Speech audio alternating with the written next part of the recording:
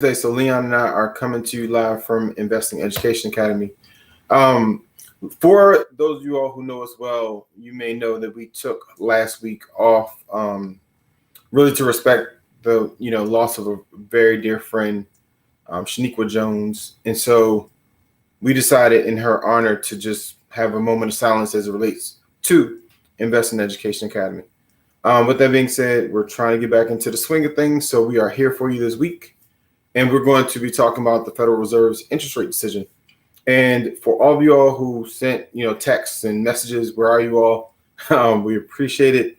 But again, we were just respecting the memory of our friend. So we decided to not show up last week to just have some quiet time. So with that being said, I'm going to do my housekeeping. Leon is going to jump in and tell you why we chose this topic today. Yeah, so the topic today is for finance nerds like myself. Today was a huge day, right? So today, the Federal Reserve. So we've been talking about this kind of for the past couple weeks. No, years. We've been talking about it for years. Yeah. Well, the interest rates in general, but the Federal Reserve's actions the last couple weeks. And so what happened was today was what they call Fed Day, right? So Fed Day is when the Federal Reserve announces what they're going to do as far as interest rates. Well, sorry, take that back. Announce what they're going to do as far as their bond buying program, which has been keeping interest rates artificially low. So, and just as a quick recap, March, when COVID hit March 2020, the Federal Reserve put in a program where, because remember the economy shut down, right? So everything just stopped. And the way the Fed wanted to make sure the U.S. economy didn't collapse was they lowered interest rates to effectively zero. And what that did was that allowed for businesses and individuals to still go out there and borrow money, and actually, that allowed businesses to, still buy inventory, still pay their employees. It allowed individuals, small businesses to do the same thing. So it kind of kept the economy going as much as it could in the face of the pandemic. But what so that worked then. So what's happening right now is that program is still in place, where the Fed is buying a couple $1 billion per month in treasury bonds, which is keeping interest rates artificially low. The reason why it's a bad thing now is because we're all back, right? Like the economy's back open. We're out here spending money hand over fist. There was like $4 trillion saved by all of us consumers in our savings accounts. So we have all this money sitting in our savings accounts that we're spending cash, but people are still going out here and borrowing money at almost zero interest rates. So there's a ton of money chasing a bunch of goods right now, which is causing inflation that we all know. I mean, everything's up, gas is up, cars are up, housing's up. Everything's up in price because of inflation. And so the way the Fed is trying to kind of tamp this down is they're going to stop that bond buying program, which is been keeping interest rates artificially low. And so what that's going to do is that's going to allow rates to kind of float naturally, right? So rates are going to kind of, right now rates are near zero. And when I say rates, I'm typically talking about the 10-year treasury, because that kind of affects a lot of things. So the 10-year treasury rate is really, really low right now. It was below 1. Now it's about 1.4%. And as the Fed discontinues the bond buying, it's going to start creeping up, and that's going to affect interest rates. That's going to affect mortgage rates. That's going to affect rates at your savings account, your credit cards. Everything is going to start to rise a little bit. So today was huge, right? So what he came out and said was, and I'm referring to Jerome Powell, the head of the Federal Reserve. So I put out a note. I put out a post inside the membership platform saying, breaking news. Today's a big day. Just to give everybody a heads up, there could be some insane volatility depending on what the Fed says. And there was. But the good thing is the volatility was on our side in that the market shot up. If the Fed had come in and said something else, the market could have tanked, but it didn't. So the reason why the market shot up was over the last 2 months, the Federal Reserve and Jerome Powell have basically been telling the market what he's going to do, right? So he basically said a couple months ago, we're going to institute what's called taper, and all taper means is that they're going to start tapering that bond buy. So they're going to reduce that bond buy a little bit every month. So that's the term taper. So he said we're going to institute taper. Now I had said before a couple weeks ago, before Congress, he came out of nowhere and said, not only are they going to institute taper, but they're going to end that program early. The market had a hissy fit and sold off. And so, but it was good because he let the market know this is what's coming. Like, get yourself ready, get your positions ready and move your money around. So what happened today was, so the fear was today that when he came out at 2:00, the fear was that he was going to come out and say, not only are they ending the taper sooner, but that they're going to start raising rates earlier. That was everyone's fear. Like if that happened, oh, we all would have been like under a table right now crying because the market would have imploded. He didn't come out and say that. He stuck to what he said. He basically came out and said they're going to institute taper. They're going to, and what they're going to do. So they actually started tapering in November. What he said is starting in January, they're going to cut that. They're going to increase the taper. So they've been buying about $120 billion worth of bonds per month. Starting in January, they're going to cut that down to $60 billion, and then every month through March, they're going to reduce more. So effectively by March 2020, the bond buy is going to be done, right? So that artificial thing that's been holding rates down is going to be totally gone. And he also came out. Another point he came out and said was that because everyone want to know, okay, when you can start raising rates. Typically, once the Fed stops bond buying, typically there's a couple months before they start raising rates. What the market loved, another reason the market shot up was because what he said was when they start actually physically raising interest rates, that's not going to be till the economy has reached full employment. And here's the thing. He didn't define what full employment is, right? No one really knows what he means by full employment. Now he said it's data dependent. It depends on some of the metrics they look at. He went through this spiel, but everyone was like, okay, dude, you didn't really say anything, right? So what the market took that as is that he's kind of using that as like cover, so he doesn't have to raise rates anytime really soon because as long as the data doesn't say, hey, we're at full employment. In other words, he didn't come out and say full employment is when unemployment is down to 2%. He didn't say that. He just said when their data, whatever that data is, says they're at full employment. So the market took that as woohoo, like they're not raising rates anytime soon. Go back and buy stocks. Now, the reason why this is important to us as stock investors is, as Brent and I have said before, there's been no competition for the stock market the last like 10 years. But really, since COVID, interest rates were effectively zero. So bank accounts, CDs, money market, all of them weren't paying anything as far as interest rates. Now that rates are going to start creeping up, there's slowly becoming competition for big dollars. And the point is here, big dollars, right? So interest rates right now, let's just say are like 1.4%, right? So we all know in your savings account, you're earning way less typically than 1%. But let's just say they're 1%, 1.4%. So what's going to happen is that rate's going to start ticking up. So again, we said this before, if you had $500 million, right? $500 million, if you could lock in 2.5% on that $500 million, you'll take that all day, every day over putting in the stock market that can easily see 20, 30, 40% corrections at any given time, right? So what's happening is assets that pay interest are becoming more attractive to big money. And I say big money because us, the retail investor, our, kind of average Joe sort of money, not bad money, just, we're not sitting on hundreds of millions. Our money is not going to grow really for us if we're investing in things that are only paying 2.5%, 2%, 1%, right? When the stock market is paying 10, 20, 30, 40%. So big money is loving the fact that interest rates are going to rise because they're going to be able to lock in, like I said, 2.5%, maybe 3% on hundreds of millions or even billions of dollars. So they're pulling money out of the stock market and they're setting themselves up to start buying some of these interest-bearing assets once interest rates rise. Like I said, for us, it doesn't mean anything. Like your bank account is not going to go anywhere to 2.5%. Your bank account is going to continue to pay typically less than 1%. Like I said, this is more of a big money thing. So that's why the stock market is kind of having going all over the place because big money is sloshing all around the market, going in, coming out. There's a whole bunch of repositioning, a whole bunch of strategies are going on right now. So that's why what happened today was very, very important in that rates are going to rise. Big money is now going to move some money out of the market and into some of these interest-bearing assets. Not all of it, but some money is going to come out of the market. And we saw that the last couple of weeks as the market tanked, as the Fed said, okay, this interest rate thing is coming, so be prepared. All right. So anybody who has questions about that, please put it in the comments. If you're listening to the podcast, go to the actual IEApodcast.com site, put your comments there. We will answer it as we can. But for many of this, let's boil this down. Money's changing. Interest rates, as they rise, you're talking about milk costs more, gas costs more. And I think the stats are somewhere like 34% of all Americans have already started driving less.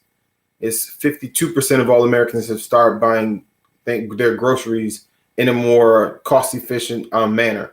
I mean, the world, at least the United States, is changing how they're moving about their days because of these interest rate hikes. And again, if anybody was with us early last year, and it's the reason why you should be part of groups like this. Again, even if it's not Leon and I, almost every group talking about financial literacy that I've seen has vehemently said, do not save your investment dollars in savings accounts. Almost like every single one of them. And we've been saying that COVID, we used to call it, remember Leon, we were referring to it as the COVID inflation, like last year. And we were saying, you all, when this is done, rates are, prices and rates are not going back to what they were pre-COVID. And we've been saying, we talked about eggs, we talked about bread, we talked about milk. It's real. It's very real. And this is, I believe this is the beginning.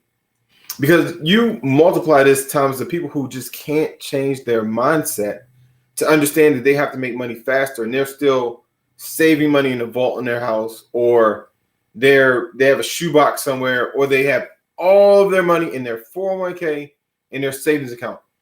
And they never reallocated their 401k. They never revisited their 401(b). They never looked at their 457 plan. They don't even know what the TSP means, but they know they have one. And so you start looking at these people and the way they make money. If your money's not your employee, and if you're not a good employer of your money, you're going to lose this race. And as money becomes more expensive, you're going to wish you had the compounding effect of what really can happen in the market, in cryptocurrency, in real estate, in entrepreneurship. Those are really the pillars that we look at the most, mainly leading with, stock market, real estate, and entrepreneurship. You have to do something different, people. And if it's not with us, do it with somebody else, get a family together. One of our members recently asked us to do an educational piece with their family. And Leon and I are all for that. We will be doing it. It's not our first time. But educating your family is going to be important. And I'm just going to say this. I had a meeting with someone today, like right before this meeting. Their uncle is not doing well. And as a result of no planning and nothing in the way of reserve funds for this person's uncle, the reserves that they have in the market, they're going to have to liquidate to pay for their uncle. And so, from a family standpoint, money is becoming more expensive. Keeping your money in the wrong place is becoming more expensive. Please find somewhere other than a savings account to save, to invest your money. And you don't have to be, super uber aggressive. And actually, to that end, Leon and I have taken it upon ourselves we're working on something. So we're working on something that's going to help many people in our ecosystem make 10 times as much as they can make at the bank in regards to interest. We're meeting with some people, or some lawyers. We're trying to make sure we do it the right way, but we know not everybody is going to invest. We completely realize that, and not everybody's going to be the same. But to do our part, we are working on something that will hopefully allow those who want to do it to make about 10 times more than they would at their bank account without putting their money in the stock market. Did I say that accurately, Leon? Yeah. And you mentioned crypto. So I was going to say real quick, anyone who's watching, who's investing in crypto, which I hope is everybody, you would have noticed today, right about 2:30, 3 o'clock, when Jerome Powell came out and said his piece, the stock market shot up, but so did crypto. And the reason is that crypto is also an asset. Crypto is a non-interest bearing asset, right? And it's way more volatile than stocks. So it saw the same effect of woohoo, like there's not going to be as much competition for dollars because the rates are not going to rise as much as people thought. So crypto shot up as well. So anybody who's in the stock market and crypto had a really good day today, especially after a few weeks of just kind of lackluster down days. Because this whole event was coming. Now that the event has happened, the market. No, so let's reset and say, okay, now what we do going forward? typically when rates rise, we said this before. Typically when rates rise, uh, is an inverse relationship with the stock market. Well, no, well, not exactly. Well, there can be. So we Brent and I did a live I think we did last year, that showed that when rates typically on average, when rates rise, the stock market actually outperforms what it does on average. So average stock market does 10%. I think the years when rates go up, it does like 14-15%. So it actually does better. I think that's in like the general year. Normally around the announcements, it's a competition for money, but the year closes out. And, we never actually looked up why that is. So normally around the announcement, there's a very strong inverse relationship, right? And then throughout the remainder of the year, I would say with the Fed normally making their announcements in early December, I'm thinking maybe the Santa Claus rally has something to do with it. We need to research that. Well, no, so they have Fed meetings like not once. They have a Fed meeting, I think, like 3 or 4 times a year. I think it's every quarter. Or yeah, that'd be 4 times. So they can announce at any time. So typically, they're just announcing now at the end of the year at this point. But this could have come in January, if things were lined up. Yeah. So I think the study we did showed the year, like the announced year, a year out, the market is typically done. It's typically done better. So do you know why? So when rates rise, it's actually good for the economy, right? So rates are typically rising because, so remember, right now there's a whole lot of money chasing a finite number of goods.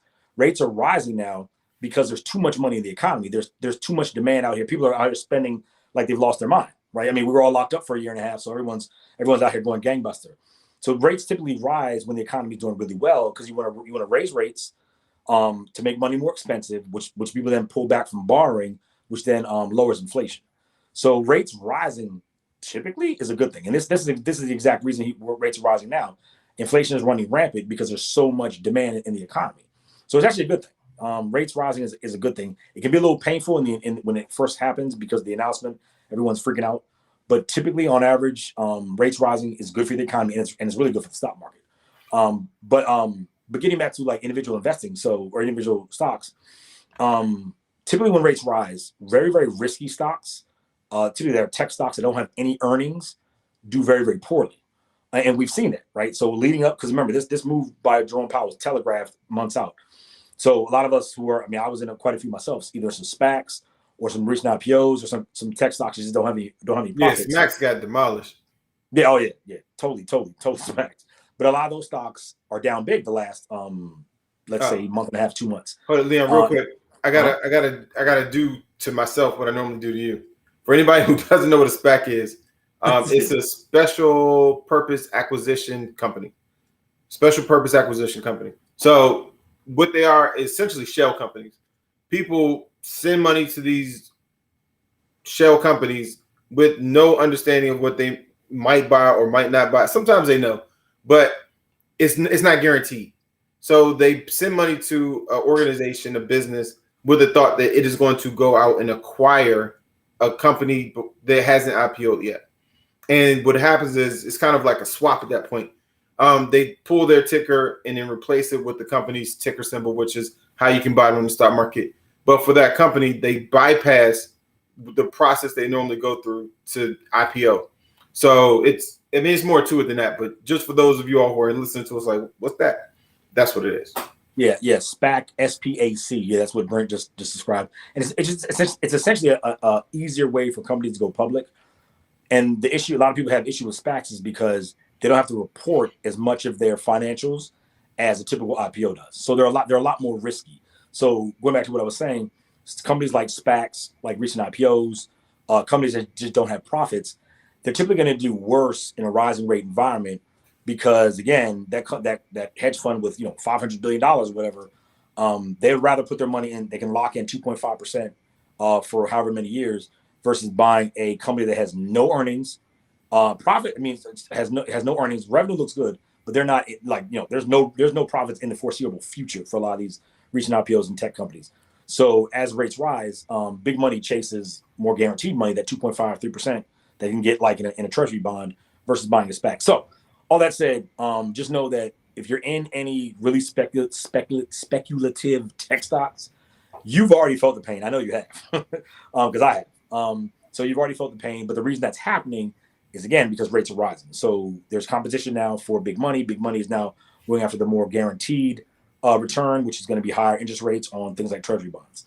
So I'd say going forward, you may want to, if you're going to buy tech, buy more big cap tech. And big cap, it's just any tech stock that's above 10 to 15. Sorry, any tech stock that has a market cap above 10 to 15 billion dollars. But still has to be quality company. Don't just buy any company that's worth 20 billion. Still do your research. See if it's a quality company. But typically, large cap tech does better in rising rate environments than like medium to small cap tech. And also, just one other point. Also, you want to look at things like that benefit from higher rates, right? Like banks. Banks do well because they lend out money and they earn it. They charge an interest rate on that. So their interest income goes up as rates rise. Banks, large cap tech, and like insurance companies are three kind of industries you can look at in a rising rate environment. And for anybody who's interested in joining IA, Leon and I have, at the insider level and up, we started becoming more transparent in what we're buying and selling. So we're listing from time to time. We'll actually list things that we're buying and selling. And for anybody inside of the Panthers, then you directly know pretty much what we're buying and selling. In addition to IA Crypto Bulls, we're putting our trades out to the group. All of us are really putting our trades out to the group when we remember. So it's a lot of stuff we're talking about. We've already adjusted to it, and our members have already adjusted to it. Some of you all listening may be thinking, well, what do I do? I have a portfolio. How do I know which ones to hold on to, which ones not? Join us for one of our hot seat Saturdays, and you actually see us go through our members' portfolios. And if you have never sat in on hot seat Saturday, you're truly missing out. I believe we're one of the few places our members actually allow us to see their portfolios, and it is absolutely incredible. And many of us hold similar stocks, right? So we can look at the portfolio, and you kind of get free advice. So with that being said, I really hope you join IEA. We're going into 2022. Next year is going to be unique because if we really do get beyond this COVID bubble, the economy is going to change again. And, we can start all over talking about it if Leon and I just even said a word beyond this, but it's a lot that can happen. So please give strong consideration to becoming part of a community. And we say, even if it's not ours, right? Because you have to be part of a group because it's too much information for one person to think they're going to do all the research and win. It's just too much. So with that being said, we do owe you all 2 stock picks. Hold on. I was going to give a few quick stats just before we go. So this year, we talk a lot about inflation, right? So the Fed came out. The final number for inflation for this year is 5.3%. So if your money's sitting in a savings account, you effectively lost 5.3% of your buying power because the economy, all the assets, all the goods and services in this country, the value of them grew by 5.3%. Your money sat in a savings account and didn't grow effectively at all. Next year, they're projecting inflation to grow. They're expecting inflation to be 2.6%. Again, if your money's sitting in a savings account, next year you're gonna lose about 2.6% of buying power. So think about that. In almost 2 years, if your money's sitting in a savings account or any interest-bearing account, you're gonna lose almost 8% of your buying power in 2 years. 8%. I mean, and for no reason, because you can buy stocks from your phone, right? Like anywhere. So that was the inflation side. Other side is GDP, or how well the economy is going to do in general. So this year, the economy grew at 5.5%, which is very strong. Just for a point of comparison, the U.S. economy typically grows before COVID anywhere from 1.5% to 3%. So 5.5% for the U.S. economy is just, it's almost mind-boggling. But again, that's because we're coming out of COVID and there's so much pent-up demand. 2022, next year, they're looking at the economy to grow at about 4%, which again is almost more than double the typical. And then we don't get back into like normal GDP growth or economic growth to 2023. They're looking at it to come in at about 2.2%. So for the next 3 years, the economy should do very, very, very, very, very, very well, which means the stock market should do very well. So just more reason to be in there. If you're not in there, get in there. If you're already in there, start looking, kind of positioning around this whole interest rate thing. But, continue to reinvest, continue to dollar cost average. All right. So we owe you all 2 stock picks. We will be putting one of them in our Facebook group. And if you're not a member in our Facebook group, you can go to Facebook and type in Investing Education Academy. More than likely, we will pop up and you can join our group. It is free to join. If you want both of our picks, you would have to actually be a member of Investing Education Academy. For that, you would have to go to iamembers.com. Once you go there, you can choose the membership that you like. I personally would suggest Insider or Higher, but it's always your choice. Whichever one you choose, it's a lot of good information. When you first get in, tell people who you are, check out some of the topics, check out the groups. It's a lot of information that will make you feel like, yes, I'm glad I paid for this. So with that being said, Thank you so much for being with us. We will see you all next Wednesday. And just again, in memory of Shaniqua Jones, we love you, we miss you. And, from the bottom of our hearts, we wish the family nothing but peace during this time. Everybody have a good day.